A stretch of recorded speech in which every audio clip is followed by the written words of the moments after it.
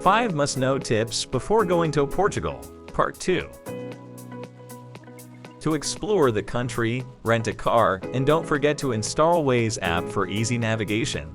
It is used by locals and works much better than others.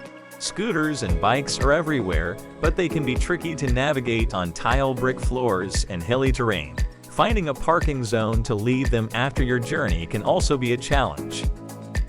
For getting around, consider using metro, trams, railways, and buses. They offer convenient travel options. Use Glovo or Bolt Food for meal and grocery orders. Compare prices as they can vary significantly within the same restaurants, and you can catch promo. Be patient and prepared to wait in lines, especially during peak seasons.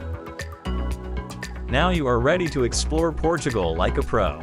Good luck and bon voyage!